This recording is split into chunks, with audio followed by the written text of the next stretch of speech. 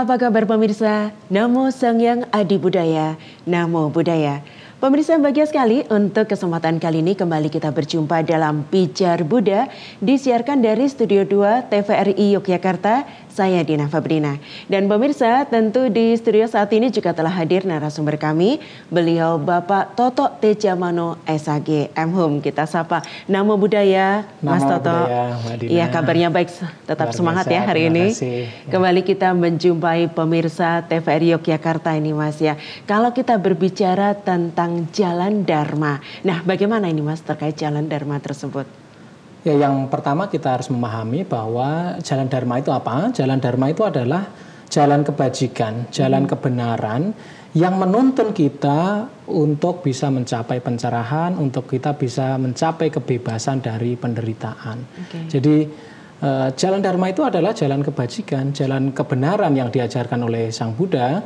Dalam rangka apa? Dalam rangka mencapai kebebasan yang paling sempurna, yaitu mencapai nirwana, atau kita bisa katakan sebagai terbebas dari penderitaan.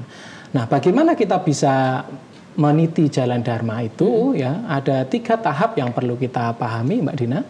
Jadi yang pertama, kita perlu mempunyai namanya keyakinan atau sada, atau dalam bahasa umum ya, iman gitu ya. Kita perlu mempunyai keyakinan yang teguh pada ajaran Buddha yang kita dapatkan bisa dari berbagai macam cara ya. Kita bisa belajar sampai mendapatkan pengertian yang teguh, pengertian yang benar, pengertian yang mantap, sehingga kita di dalam nanti melaksanakan itu kita tidak ragu-ragu lagi. Kita sudah mempunyai namanya sada atau keyakinan.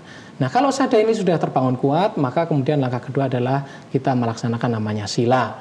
Sila itu adalah pengendalian diri kita pada hal-hal yang bermoral, pada hal-hal yang baik. Ya, kita berusaha sebaik mungkin untuk tidak melakukan hal-hal yang bisa menimbulkan penderitaan bagi makhluk lain. Nah, sebaliknya, yang ketiga kita juga melakukan namanya bakti. Yaitu apa?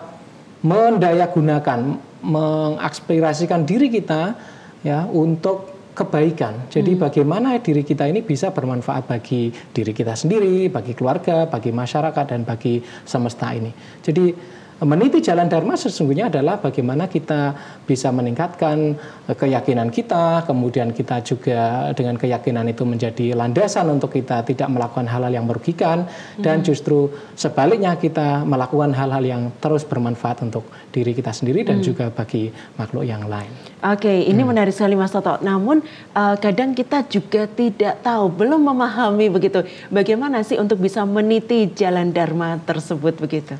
Ya, ada beberapa langkah-langkah yang perlu kita praktikkan ya di dalam kita meniti jalan Dharma itu.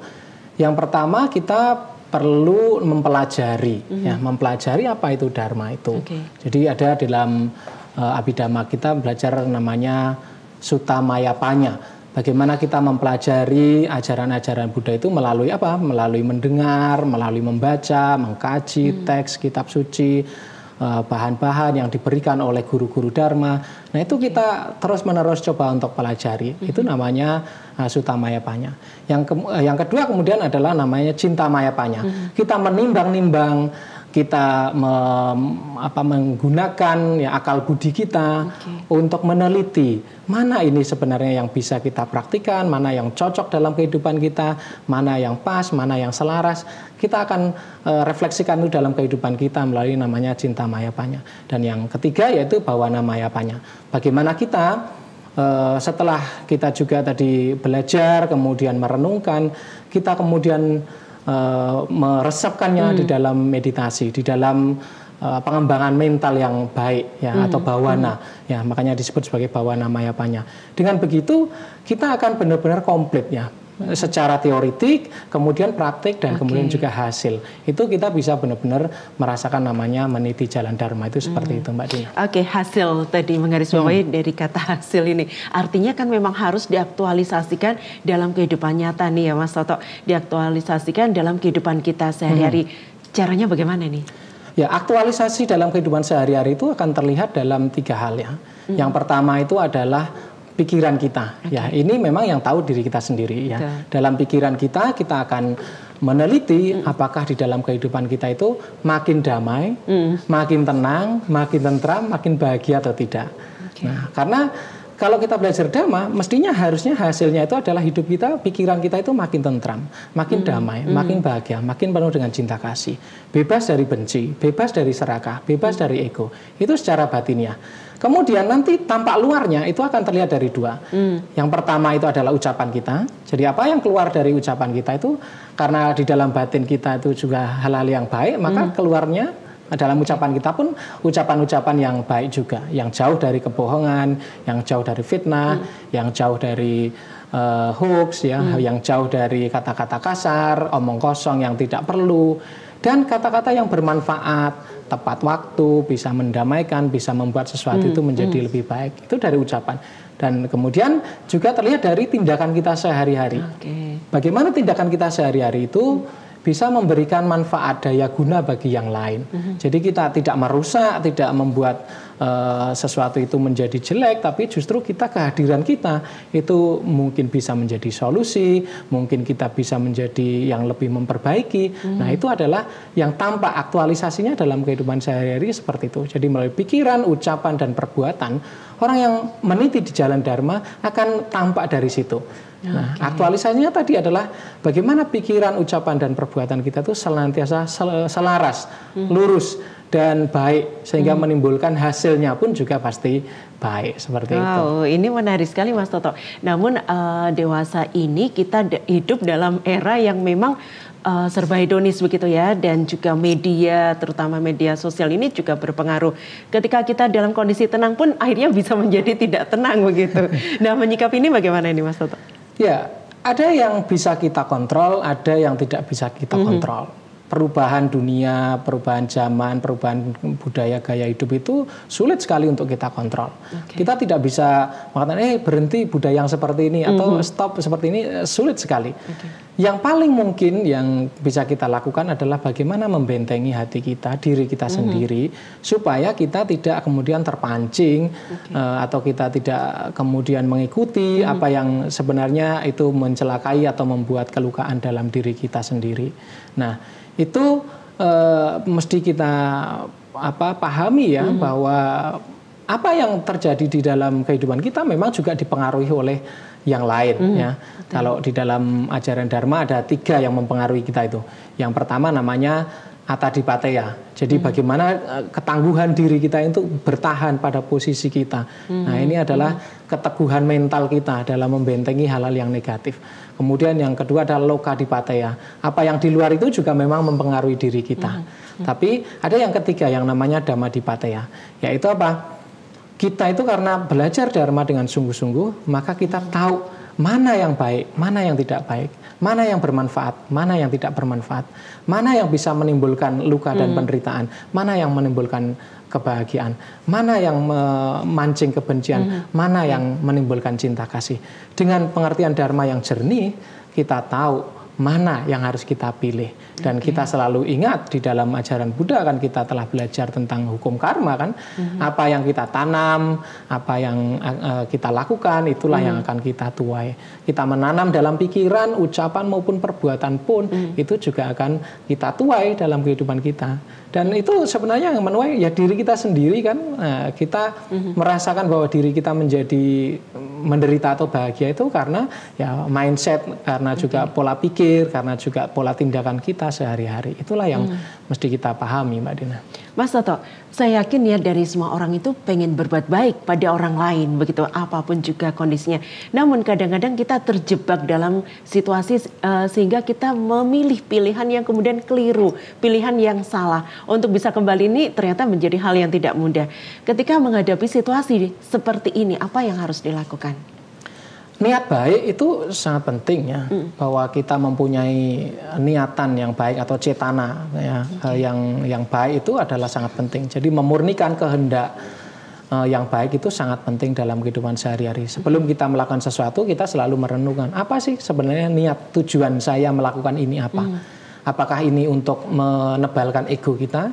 Ataukah ini untuk mengumpulkan keserakahan kita, ataukah ini untuk pemuasan hawa nafsu kita? Kita akan selalu mestinya refleksi dalam kehidupan sehari-hari kita sebelum kita melakukan tindakan sesuatu. Nah, dengan memurnikan cetana, kehendak, niat, ya, kita meminimalisir ya apa yang akan kita ambil itu hal-hal yang keliru. Tetapi kadang-kadang sudah kita pikirkan dengan sungguh-sungguh niatnya baik pun kadang-kadang kita juga masih ada tindakan yang mungkin kurang pas, kurang tepat. Nah, kenapa? Karena kita belum belajar tentang kebijaksanaan. Makanya kita sendiri juga perlu mempelajari cara-cara berbuat baik, cara-cara mengaktualisasikan niatan yang baik itu supaya pas, supaya tepat. Bukan hanya niatnya yang baik, tapi juga ada kesempurnaan cara. Nah, jadi sempurna niatnya juga sempurna caranya. Dengan begitu hasilnya pun pasti juga akan sempurna. Nah, dari mana itu bisa kita tahu bahwa caranya itu baik? Ya, kita juga perlu mempunyai partner ya, mempunyai cermin, ya, mempunyai orang-orang yang bisa kita jadikan sebagai tauladan, kita jadikan sebagai penasihat dalam kehidupan kita. Karena mungkin ya kalau kita melakukan sesuatu itu kalau menurut kita sudah baik loh, tapi belum tentu menurut orang lain. Maka butuh cermin, butuh orang lain untuk juga mengkoreksi diri kita. Apa yang mungkin kurang dalam diri kita, orang lain mungkin lebih jeli melihatnya. Nah, tetapi kadang-kadang kalau kita tidak mempunyai cukup kesadaran, ya kita dikritik atau mungkin diberikan masukan. Kalau kita egonya menebal, ya wah kadang-kadang bukannya terima, emosi itu malah muncul, emosi ya. Nah itu makanya kita selalu perlu melihat ke dalam diri kita dengan berbuat baik. Apakah ego kita makin menebal atau tidak? Nah, seperti itu. Situasi ataupun lingkungan yang kemudian akhirnya harapan kita memang bisa kondusif, kadang-kadang juga tidak, bahkan dengan orang-orang yang ada di sekitar kita, begitu ya Mas. Yang ini akhirnya menjadi tidak mudah karena adanya di sekitar kita, kantor kita misalnya atau di rumah kita barangkali. Nah, menyikapi ini bagaimana? Ya, sekali lagi bahwa di dunia ini ada yang bisa kita kontrol, ada yang tidak bisa kita kontrol. Apa yang ada di luar itu sulit sekali untuk kita kontrol. Orang lain harus berbuat baik sama kita, orang lain harus mengkondisikan hal-hal yang membuat kita menjadi damai, tenang. Sulit mengharapkan yang lain itu. Yang paling memungkinkan adalah kita mengkondisikan. Ya, kita sendiri menguatkan mentalitas kita. Karena kalau mental kita kuat, apa yang ada di luar itu ya bisa kita atasi. Karena akan selalu ada distraksi dari luar ya. Kita tidak bisa mengatur orang semau kita ya, tidak mungkin bisa. Ya, makanya yang bisa dan paling mungkin kita lakukan adalah bagaimana kita menguatkan diri kita sendiri dalam praktik kehidupan kita sendiri itu seperti apa. Nah, perlu ada memang ya namanya kalyanamita atau sahabat-sahabat yang suportif, sahabat-sahabat yang tidak toksik gitu, yang justru ini menjadi tempat kita untuk mengasah ya, mengasuh ya. Perlukah memilih teman yang baik misalnya seperti itu? Pasti, itu sangat penting dalam kehidupan kita karena memilih teman yang baik juga menentukan bagaimana kita itu bisa bertumbuh dalam kehidupan ini. Baik Mas Toto, menarik sekali. Lalu bagaimana agar juga bisa menciptakan kehidupan yang lebih baik ya untuk kita dan juga sekeliling kita. Nah pemirsa, kita akan kembali setelah yang berikut ini.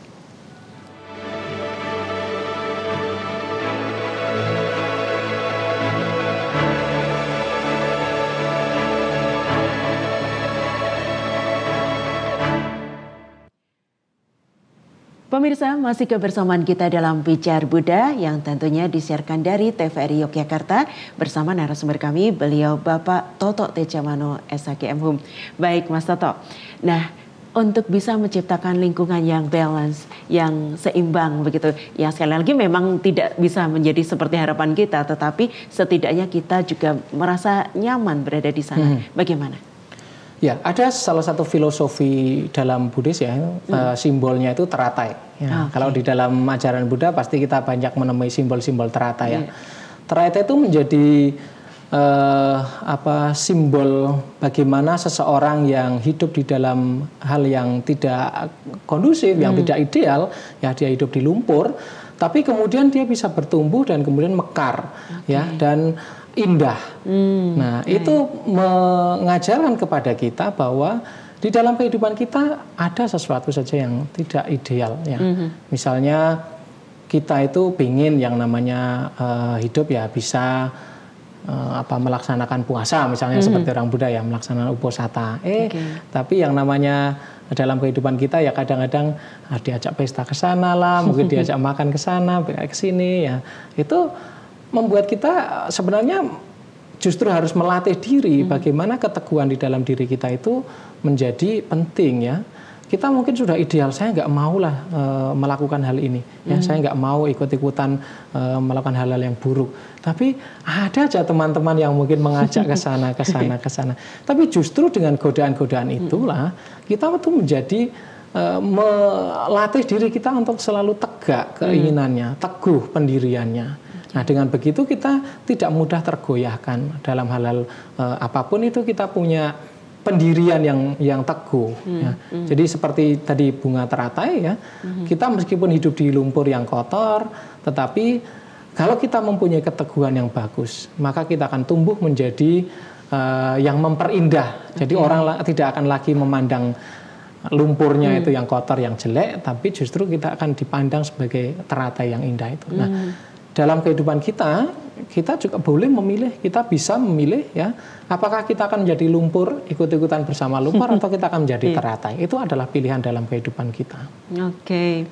Nah, kalau kita bicara banjirnya informasi di sana-sini yang mengatasnamakan Dharma, bagaimana kita bisa mengetahui Dharma mana yang sesuai ajaran Buddha?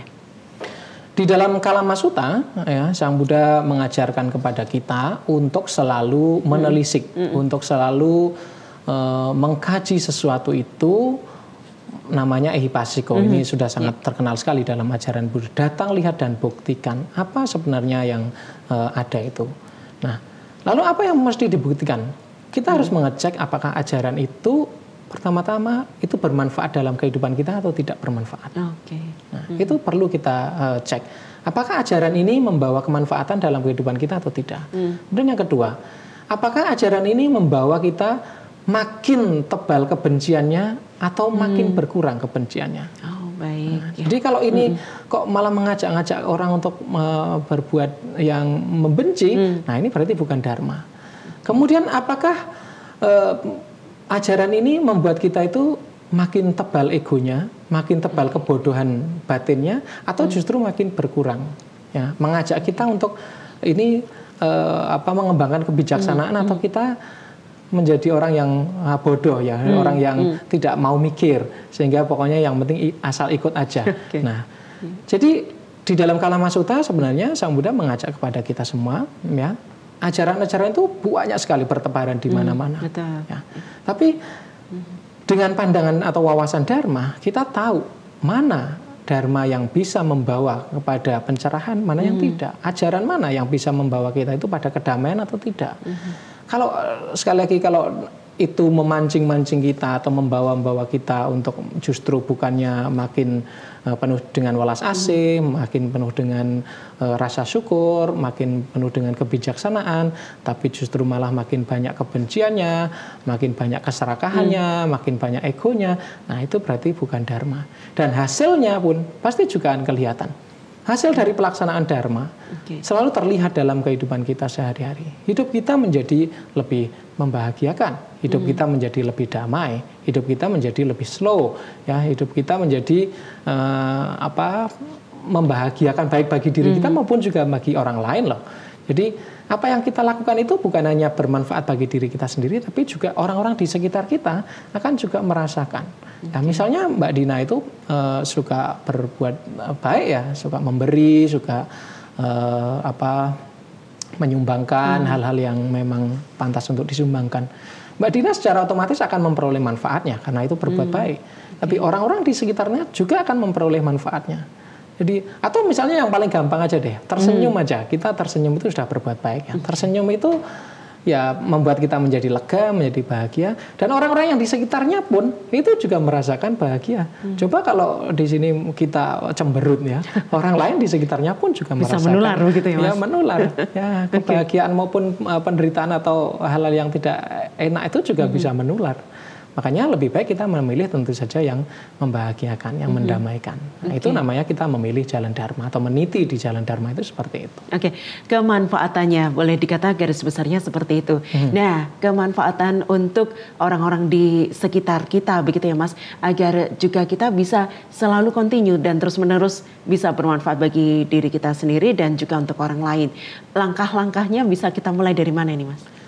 Ya tentu dimulai dari diri kita sendiri ya. Segala sesuatu itu kita mulai dari diri kita sendiri. Tapi diri kita sendiri kalau mengandalkan kesadaran diri kita sendiri kadang-kadang juga susah kan untuk sampai pada kesadaran ayo kita berbuat baik, ayo kita menghindari kejahatan, itu juga kadang-kadang sulit. Makanya kita butuh support system ya, butuh tadi seperti yang saya bilang adalah kita mempunyai kalyanamita, sahabat-sahabat yang suportif, sahabat-sahabat yang baik yang bisa menjaga kita, yang bisa menumbuhkan kita untuk selalu berada di jalan dharma, jalan kebaikan. Misalnya siapa itu? Ya misalnya sangha, ya biku sangha. Kalau kita dekat dengan orang-orang bijaksana, ya kita akan mungkin mau berbuat jahat, ya kita sudah punya rem. Oh, saya dekat dengan biku, saya berbuat jahat. Atau kita punya teman-teman yang mengingatkan, Mbok jangan begitu, Mbok jangan begini.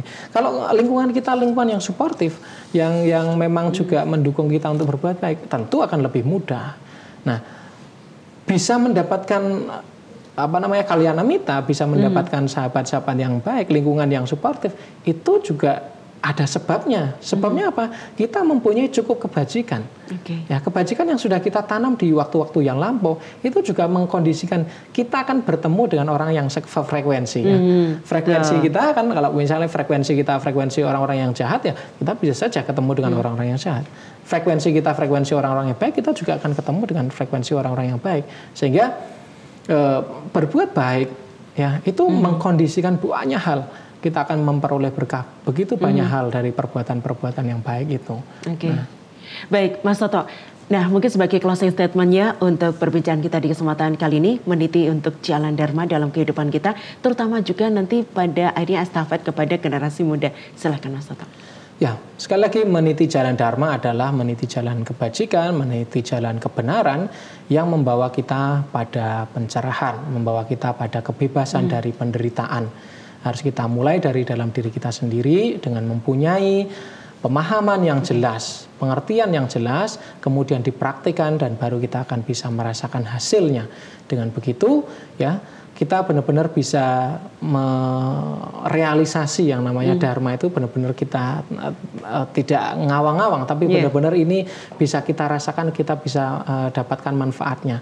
Menjadi wujud nyata begitu ya. Dan siapapun dimanapun, apakah itu generasi muda atau anak-anak atau orang tua, sebenarnya membutuhkan itu yang namanya kebajikan. Karena itu adalah jalan orang untuk memperoleh berkah kehidupan yang membahagiakan. Oke, terima kasih sekali Mas Toto untuk perbincangan hari ini. Mudah-mudahan menginspirasi. Terima kasih. Namo Buddhaya. Namo Buddhaya. Baik pemirsa, sampai di sini kebersamaan kita dalam Pijar Buddha yang disiarkan TVRI Yogyakarta. Saya Dina Fabrina dan seluruh kerabat kerja yang bertugas mengucapkan terima kasih untuk kebersamaan Anda.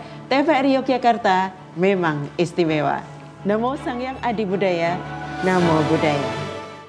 Syair 5 dan 6. Nahi were nawerani